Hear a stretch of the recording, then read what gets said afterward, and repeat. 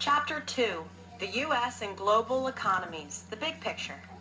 Who makes the Dreamliner? When you have completed your study of this chapter, you will be able to answer this and similar questions about the U.S. and global economies. This chapter looks more closely at what, how, and for whom goods and services are produced in the U.S. economy and the global economy. We divide production into two categories: consumption goods and services, which are 85% of production, and capital goods, which are 15% of production. We produce goods and services by using four factors of production. They are land, labor, capital, and entrepreneurship.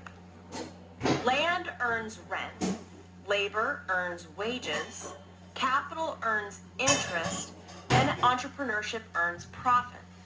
The circular flow model shows the flows of expenditures and incomes that result from choices that determine what, how, and for whom goods and services are produced.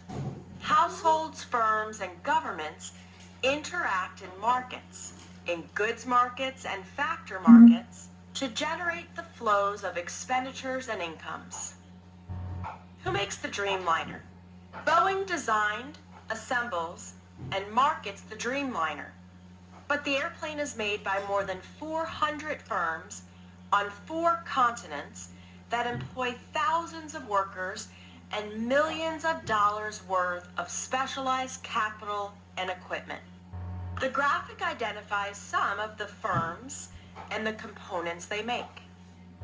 Boeing and the 400 plus other firms make decisions and pay their workers, investors, and raw material suppliers to influence what, how, and for whom goods and services are produced. All these decisions are made in self-interest to produce an airplane at the lowest possible cost.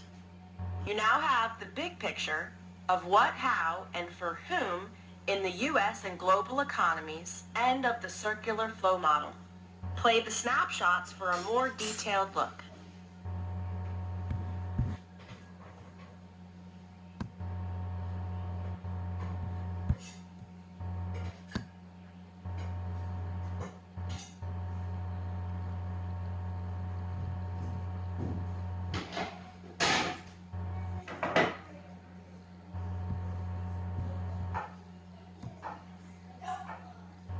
Checkpoint 2.1.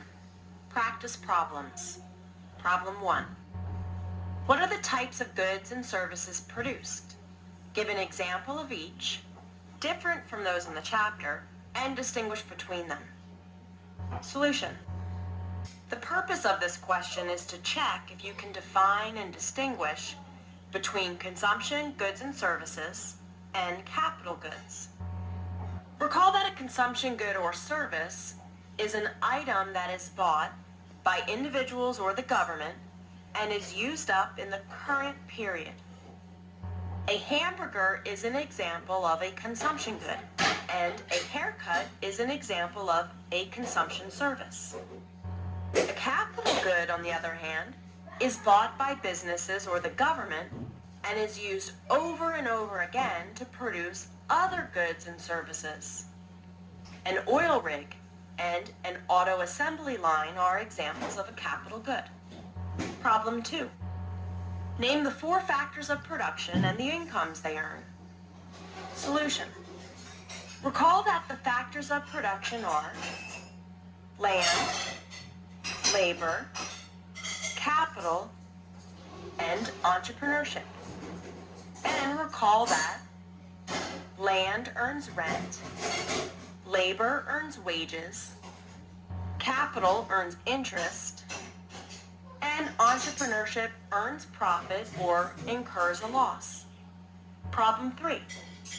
Distinguish between the functional distribution of income and the personal distribution of income. Solution. The functional distribution of income describes how total income is shared among the factors of production. The personal distribution of income describes how total income is shared among households.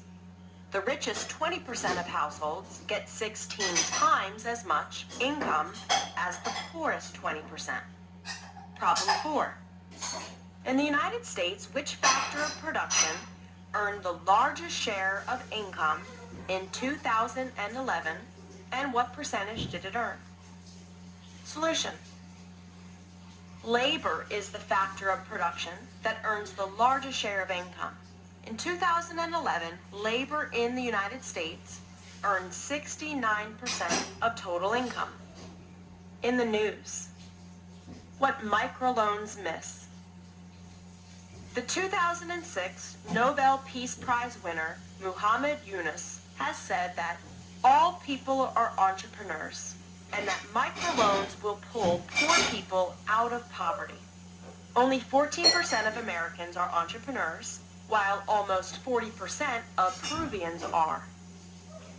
With only 14% of Americans earning their income from entrepreneurship, from what factor of production do most Americans earn their income? What is that income called? Why might so many people in Peru be entrepreneurs? Solution.